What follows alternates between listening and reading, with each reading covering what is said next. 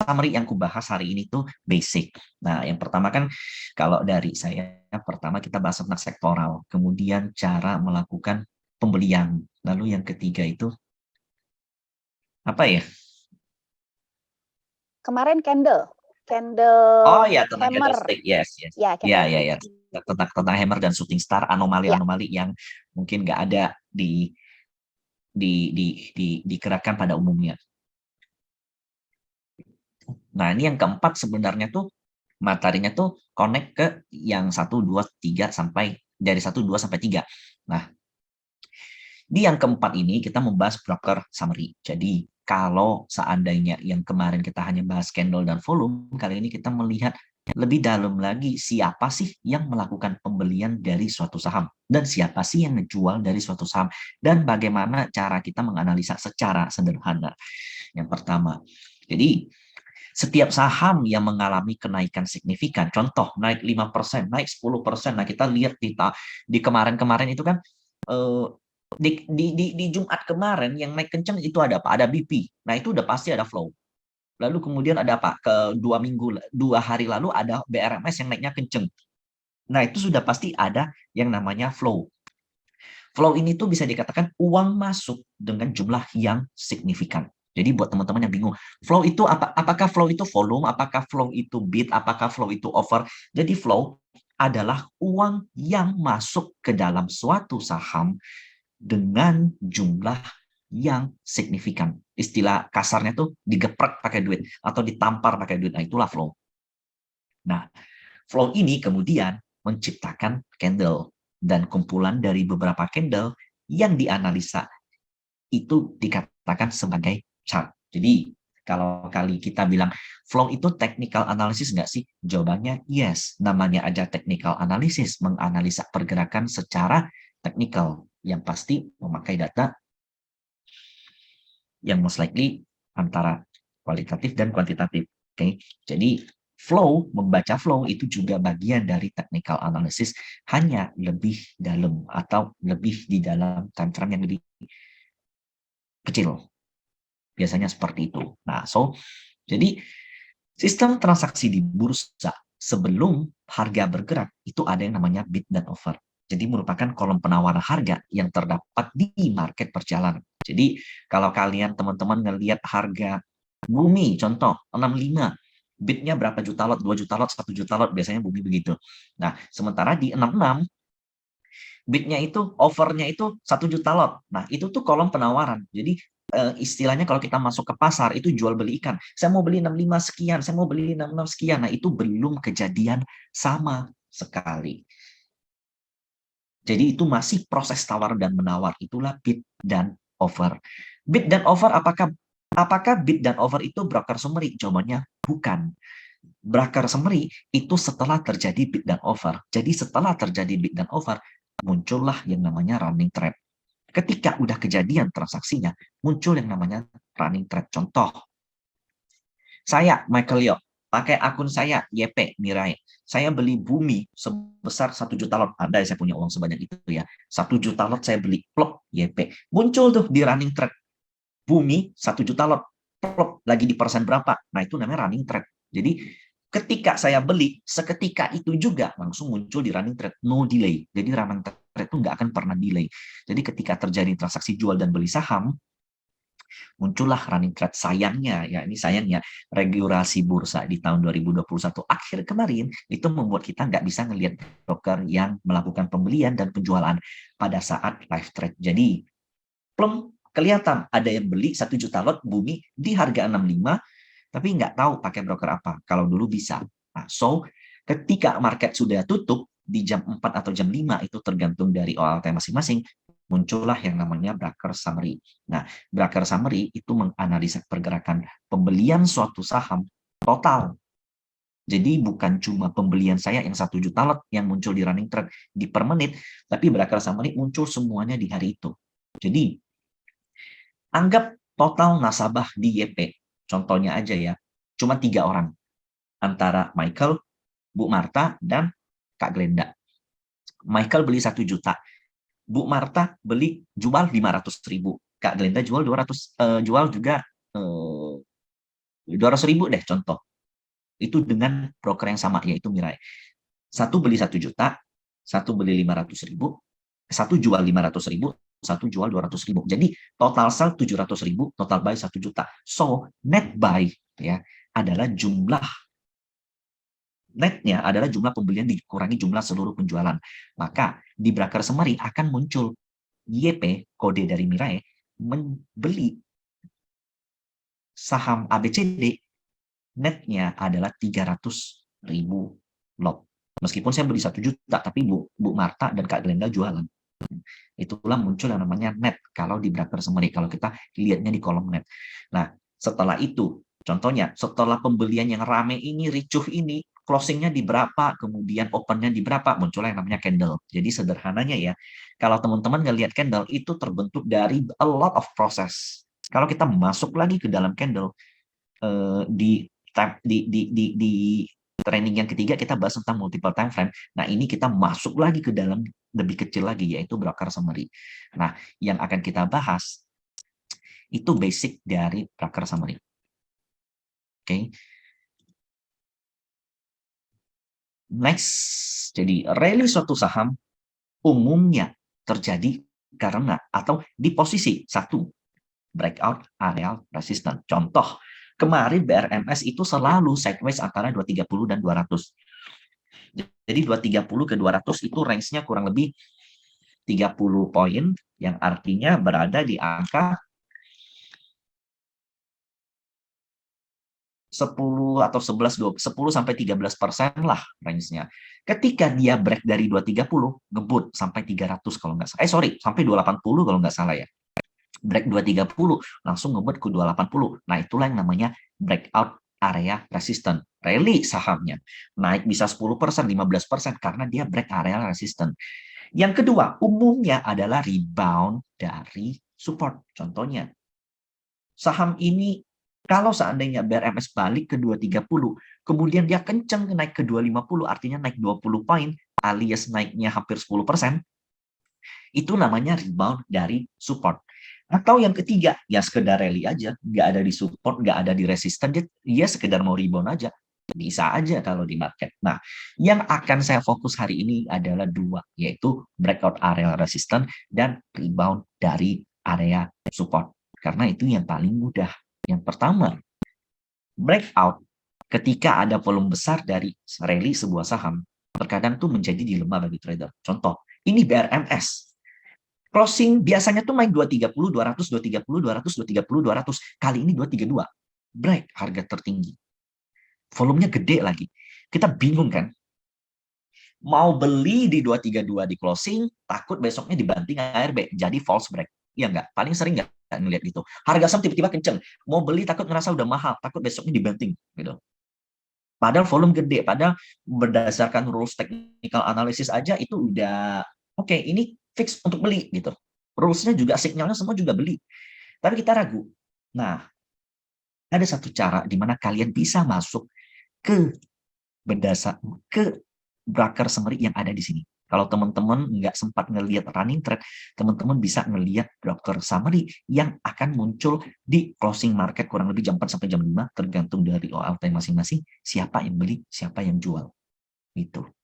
Nah, sebenarnya contoh dari Broxon ini banyak, cuman aku minta maaf, nanti aku nggak bisa kasih contoh di ujung karena akun desktop Mirai aku tuh nggak bisa buka. So, aku hanya kasih ngeliat yang udah ada hari ini. Nah, sebenarnya tuh banyak banget akun yang dilakukan. Contohnya BP, BRMS. Itu banyak banget akun yang dilakukan oleh broker-broker tertentu. Tapi kita akan bahas yang basic. Nah, contoh ya. Ini Raja pada tanggal 27 Mei 2022. Terjadi sebuah breakout. Ini Raja 27 Mei 2022. Ini udah kenceng banget padahal kalau dihitung dari bawah 190 ke 350 itu naiknya udah hampir beggar, udah hampir 100%. Tapi Raja itu break dari titik tertingginya, yaitu ini. Jadi ada base yang dibuat oleh Raja sepanjang tahun sebelum pandemi, even 2019, dia berhasil break angka tertinggi. dan volumenya juga salah satu yang paling gede. Nah, kita pasti bingung dong. Base ini pasti kan buat galau gitu. Mau beli atau enggak besoknya, kalau seandainya dia merah bagaimana gitu. Nah, so we can move into the Broker summary di dalam candle itu 27 Mei. Oke, so I move into Broker summary in 27 Mei. Dan inilah yang terjadi di 27 Mei. Ternyata top broker yang melakukan pembelian adalah YU. Nah, di sini aku sorry juga karena di ujung menurutku agak kurang etis kalau aku nyampein apa istilahnya kayak kebiasaan-kebiasaan daripada broker masing-masing broker, karena saya juga bukan ahli di situ. Jadi teman-teman bisa cari tahu sendiri. Nah, yang pasti YU itu most likely foreign, CIMB. Kemudian IF itu Samuel, BK JP Morgan, YP itu Mirai. Nah, teman-teman perhatiin, top buyer dari Raja hari itu adalah YU di average 339. Jadi untuk ngelihat yang paling penting, ya paling penting adalah volume dan average. Volume 792 ribu lot ini itu kurang lebih 25 miliar. Average-nya 340, let's say. Sementara dari pihak seller, net-nya itu di YP, dengan volume 421 miliar, 421 lembar, dan itu kurang lebih 14 miliar. Jadi masih ada selisih 11 miliar, lebih 12 miliar kurang lebih net buy yang dilakukan oleh YU, top broker. Sementara kalau teman-teman ngelihat IF yang ada di sini, itu beda sekali kan. Nah, contoh nih ya, ini contoh. Saya melakukan transaksi sebentar.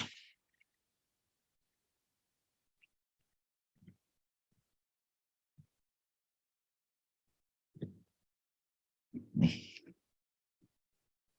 Saya melakukan transaksi di suatu saham. Saham ini, let's say, namanya saham ABCD. ABCD dilakukan transaksi sebesar 10 juta lot. Total transaksi ini 10 juta lot dilakukan sebanyak 100 kali. Oke. Sementara di saham yang sama ABCD terjadi juga penjualan dengan nilai yang sama, yaitu 10 juta lot. Tapi transaksinya dilakukan sebesar 1.256 kali. Ini seller, ini buyer. Oke. Saya mau nanya nih sama kalian. Yang big player-nya itu siapa? Jadi 10 juta saya beli itu total hanya menghabiskan waktu, menghabiskan input sebesar 100 kali. Sementara yang satu ngejual 10 juta lot perlu sampai 1.256 kali. Jadi logikanya dia ngelakuin 1.256 kali dengan jumlah lot yang lebih kecil-kecil. Sementara kalau yang 10 juta lot 100 kali aja udah 10 juta. Yang jual di pihak penjual 1.256 kali baru sampai sejuta. Baru sampai 10 juta. So, logically big player itu dilakukan oleh yang jumlah frekuensi semakin kecil. This is big player yang atas. Nah, teman-teman perhatiin di sini. Terlihat bahwa aduh, sorry. Kalau ini beda sih. Wait. Ini yang seller, ya. Nih. Nah, frekuensi yang dilakukan oleh YU untuk mengangkat harga raja itu 20% perubahannya adalah sebesar 600 kali. Lotnya 700.000 atau 800.000 let's say. Sementara sellernya memang total valuasinya volumenya 900.000, tapi dilakukan dengan frekuensi sebesar 4.983. So, ini adalah indikasi bahwa retail sedang melakukan penjualan, tapi dibeli oleh big player. Saya nggak bilang YP itu retail ya. Banyak juga seringkali frekuensi forecastnya kecil dilakukan oleh YP. So jangan kejebak di situ. Akan jauh lebih baik dibanding dengan fokus sama kode Broxum, akan jauh lebih baik kalau ngelihat average dan kode brokernya. Average dan frekuensinya dan volume, jangan lupa. Jadi rata-rata mereka adalah 340. Jadi di candle ini rata-rata big player itu sebesar 340 dengan angka 25 miliar. Closingnya di berapa ini? Ini closingnya even 338. Average mereka 340.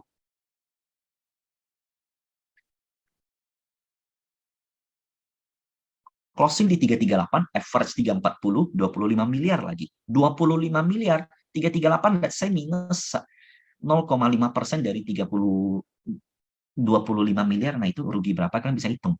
Besoknya, Raja terkoreksi. Lihat volume yang rendah ini. Kira-kira ini chance nggak untuk kita beli? Ini adalah sebuah chance untuk kita beli. Melihat YU yang melakukan akumulasi, sellernya adalah retail, dan average mereka tinggi, 340. Nah, besoknya ketika Raja terkoreksi, ini yang di sini, kita masuk lagi ke dalam Brucker summary. Nah, ternyata jumlah seller yang ada, yang muncul itu adalah topnya di MG. Volumenya 52.000 lot. Tadi jumlah buyer berapa? Hampir 800.000 lot. Ini even setengah dari setengahnya aja nggak ada. DH, YP, dan top buyer-nya enggak gede juga, tapi kita lihat YU-nya yang melakukan pembelian kemarin itu melakukan taking profit dengan jumlah yang amat minor. Apakah ini buyer dan seller yang sama? Belum tentu. Karena pengguna dari OLT YU pasti banyak. Begitu juga dengan semua OLT-OLT lain. But, teman-teman harus ingat, saya sebagai pengguna OLT, satu OLT, jika saya adalah seorang fund manager, saya bisa pakai semua OLT tanpa harus punya hanya satu, saya bisa membeli dan menjual menggunakan banyak broker kalau saya seorang fund manager. Jadi agak sedikit beda nih antara retail dan fund manager. Jadi bisa aja YU beli, dia jual pakai yang lain. Itu mungkin loh. YU beli, dia jual pakai YP, dia jual pakai DH, dia jual pakai DR. Itu mungkin. Tapi dengan jumlah 800.000 lot yang diakum oleh YU kemarin, dengan top seller seperti ini, mungkin nggak dia keluar? Jawaban logiknya, nggak mungkin. Dia ngakumnya aja 25 miliar. Nah, so ini setelah kita lihat pergerakan yang naik kemudian koreksi ini, this is a very good chance to buy. Dan alhasil, yang terjadi oleh Raja selanjutnya adalah rally yang panjang. Nah, kemudian ini kita ngelihat Broxum dari saham yang rebound dari yang breakout dari resistance area. Bagaimana kalau koreksi? Nah, biasanya kalau koreksi seperti ini, entry nggak? Jawabannya nggak perlu. Biasanya akan jauh lebih baik ya. Kalau sebagai seorang chartis, apalagi seorang swing trader ya. Ini kan kemarin momen market lagi jelek nih, koreksi semua. Kita mau nadah terus juga kita belum tentu kuat dana kita. Kecuali kita punya super power yang bisa nangkep semua seller. Tapi kita nggak tahu jumlah barang yang mereka punya seberapa banyak. Oke, nah, so akan jauh lebih baik ketika kita menunggu respon yang ada di market. Nah, inilah respon yang terjadi di Raja 16 Juni atau 2 hari lalu, hari Kamis. Nah, di mana Raja rebound dari support dengan volume besar. Kelihatan nggak di sini volumenya besar? Ini koreksi, makin lama makin kecil volume koreksinya. Pertanda seller tuh udah makin habis. Muncul sebuah candle shooting star dengan volume besar. Nah, teman-teman ada yang bisa jawab nggak? Shooting star volume besar di support itu kira-kira indikasi rebound atau koreksi? Ini tepat minggu lalu. Rebound, yes. Alasannya kenapa? Padahal shooting star jelek loh. Volume gede lagi. Tapi dia di support. Nah, Cara untuk ngelihat ini bagus atau enggak, jawabannya adalah kita masuk ke dalam time frame lebih kecil. Ini daily. Nah, so we move into another time frame. Nah, adalah shooting star with volume in support. Sekilas, shooting star itu merupakan candle bearish, pertanda harga akan melanjutkan penurunan. Namun tidak jika shooting star yang muncul merupakan shooting star dengan volume besar dan posisinya di support. Kuncinya adalah posisi munculnya. Kalau shooting star munculnya dari resistance, volume gede, out is a big bearish signal. A big signal bearish. Tapi kalau di support, alarm bahwa harga mendapatkan perlawanan meskipun dia closingnya di bawah. Kenapa bisa closing di bawah? Atau closing nggak di high? Biasanya scalper atau investor yang nggak begitu yakin, nggak begitu confident sama market, namanya juga market koreksi, dong dari support. Dia taking profit dulu. Bagaimana kita melihat buyer yang kuat dengan seller yang most likely itu nggak begitu kuat? Cara pertama, kita masuk ke dalam candle yang lebih kecil. Ini adalah candle Horley. Kita pakai logiknya, Horley di hari pertama naik, bukan di hari pertama, naik kenceng, 1 jam, 2 jam, 3 jam, di closing sampai jam 3 sore, turun, karena ada yang taking profit. Jadinya, kalau dijadiin 1 hari, beginilah candle-nya. Sekilas ini pergerakan yang melemah, namun kita juga perlu pertimbangkan volume yang terbentuk pada time frame kecil, bukan hanya pada time frame itu. So, ketika kita masuk ke dalam time frame yang lebih kecil, akan jauh lebih baik, ya, akan jadi lebih baik jika rally-nya besar dengan volume besar dan koreksi dengan volume kecil. Yang artinya di areal atas ini ketika mulai terjadi penurunan terjadi dengan volume yang kecil, ini yang besar. Nah, so itulah yang namanya indikasi bahwa di atas wajar dong kalian beli ARB minus 7%, kemudian candle-nya naik 2-3%, kalian udah cuan 8-9% dalam 1 hari. Mungkin nggak kalau kalian taking profit? Jawabannya mungkin banget. Wajar banget kalau kalian taking profit. Tapi jika volume besar di bawah belum exit, itu ada pertanda. Apalagi dia shooting star dan volume gede, di support pula, pertanda bahwa besoknya bisa lanjut. Jadi ini agak kontrarian ya. Saham naik kenceng, kita lihat di RTI, kemudian koreksi, tapi kita malah beli. Nah, itu yang terjadi. Saya lakukan di Raja. Kita masuk ke dalam time frame kecil, teman-teman perhatiin. Ini time frame 30 menit. Jadi kalau di cryptocurrency, 1 hari dipindahkan ke jam itu 23 candle. Karena dia off time day itu bergerak. Tapi di market kita, karena dari jam 9 sampai jam 3, 1 candle di dalam Horley itu hanya 6 jam. Jadi teman-teman mesti agak sedikit adjust. Kalau teman-teman ngelihat candle Horley di cryptocurrency, 23 candle itu 1 hari. Tapi di saham, 6 candle udah 1 hari. Tapi ini saya masuk ke dalam time frame yang lebih kecil, biar lebih jelas. Di mana di open pada hari Kamis, volume besar rally di open di awal-awal. Kemudian setelah jam 1.30 open sampai jam 3, koreksi lah tuh Raja. Tapi dengan volume yang kecil. Kotak ungu, sorry bukan kotak ungu, kotak biru, koreksi dengan volume kecil, naik dengan volume besar. Kalau dimasukin ke dalam, dipindah ke dalam candle daily, jadinya begini, jadinya jelek. Tapi kalau kita masuk ke dalam time frame kecil, kelihatan nih yang taking profit itu yang ikutan ngebeli di bawah. Dan ambil kesempatan untuk sell on strength di dalam hari yang pertama. Tapi yang bawah tuh belum keluar. Cara pastiin yang bawah belum keluar tuh gimana sih? Flop. Nah, ini Broxum di hari tersebut. Kita lihat, bayarnya memang YP. Frekuensi gede pula. Jadi ini indikasi kalau banyak retail juga yang ikut. Oke, itu benar. YU-nya taking profit. Yaitu broker yang di awal tadi melakukan pembelian di breakout gitu. Nah, terlihat sekilas net volume dari YU itu besar, 87.000 lot yang paling besar.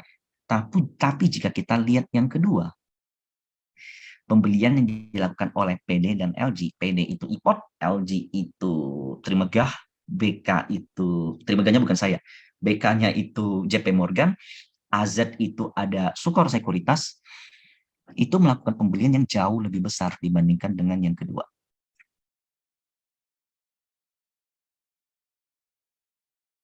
So, di indikasi saya, kita bisa berasumsi bahwa jumlah lot yang dilakukan pembelian ini, yang dilakukan oleh 3 broker utama ini, yaitu YPPD dan LG, itu masih lebih kuat dibanding dengan YU, IN, dan CD.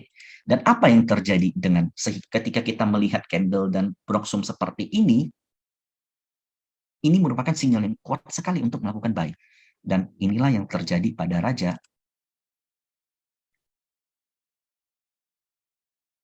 esokan hari ini. Naik kencang, di mana hari Jumat kemarin dia close berapa? 11%. Sorry. Raja. Iya, 11%, Michael. 11%. Yes. Jadi Raja 11% dan juga dengan volume yang besar. Namun sayangnya Broxum di hari Jumat kemarin itu dipimpin kenaikannya oleh MG Semesta sebesar 145.000 lot, frekuensinya agak gede. Jadi bisa saya asumsikan bahwa yang dilakukan oleh MG ini mungkin antara bid dengan bidnya dimasukin, contohnya saya mau beli di angka 360. Sebelumnya, saya balik dulu ya. Saya lupa ngebahas average dari YPPD dan LG yang berada di angka kurang lebih 350, 347 ya, let's say average rata-rata top 3 buyer itu kurang lebih 348. Kalian tahu nggak closing Raja di hari itu berapa? Di hari Kamis closing Raja itu berada di angka 344. Sementara average dari totalnya pembelian mereka jadi 34.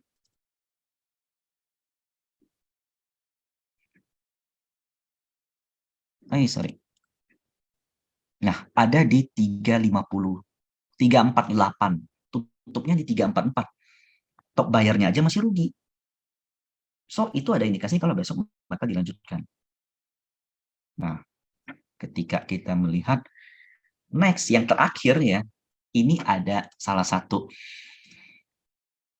broker yang melakukan pembelian yaitu MG terbesar. Biasanya kalau MG entry akan ada terjadi volatilitas di besoknya. Sellernya kita bisa lihat kecil-kecil dibanding dengan top buyer. Tapi uniknya ada YU dan IF di situ. Kalian lihat sendiri, YU itu yang ngebreakkan harga sepanjang 3 tahun, bahkan even sebelum pandemi. YU-nya muncul lagi. Di average berapa? Kurang lebih average mereka sama nih, 365, 367, 368. So, in my opinion ya, apa yang akan terjadi besok di Raja, berhubung Raja close-nya di 380,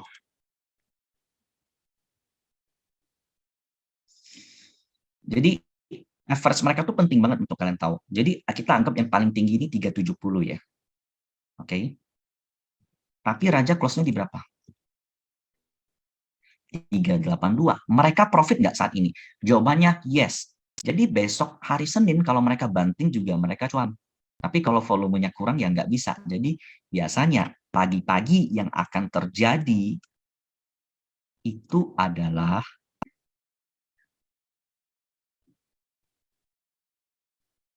sebentar. Yang akan terjadi pagi-pagi adalah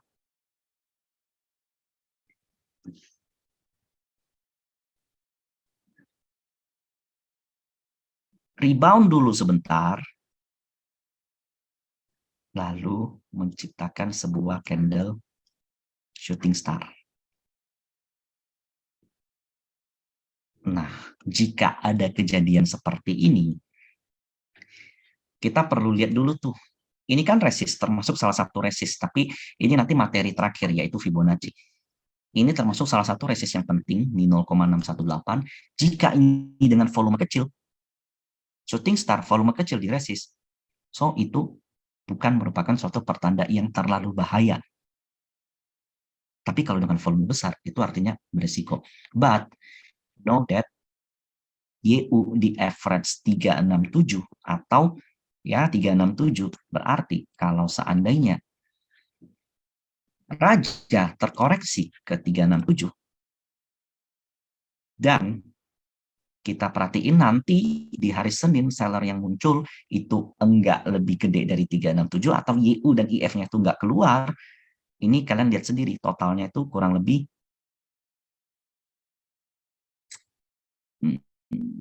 berapa miliar nih, kalian coba hitunglah, tapi totalnya kurang lebih 230.000 lot. Kalau itu nggak keluar, maka koreksi di hari Selasa itu worth to buy, tapi enggak di Senin, karena Senin itu artinya kalian udah telat. Karena biasanya broker-broker tertentu seperti ya let's say ada MG itu lebih sering melakukan trading dengan intensitas yang cepat. Nah, jadi kalau kalian sering melihat Broksum dari emiten yang kalian suka, nanti kalian tahu tuh, oh broker ini saham ini biasanya broker ini yang mainin, atau sorry bukan mainin, saham ini biasa broker ini yang mendominasi. Nah, contohnya di Raja, kita bisa lihat ada YU, di mana setiap ada rally yang kenceng, biasanya YU-nya yang muncul. Jadi, ada indikasi bahwa YU yang sering melakukan front runner, atau sering memaintain harga saham tersebut. Seperti itu contohnya. Dan nggak mungkin kalau ada penumpang-penumpang lain gelap yang masuk. Jadi, kalau seandainya biasanya YU yang paling punya banyak barang, lalu ada yang lain mau ngikutin, YU-nya mau kerjain, YU-nya jual, mungkin aja. But overall, kalau seandainya harga tetap bergerak naik meskipun distribusi, itu bukan something matter. Harga tetap bergerak naik, itu kita kembali lagi ke chart, yaitu di materi kita yang kedua dan ketiga. Jadi sekian dan terima kasih.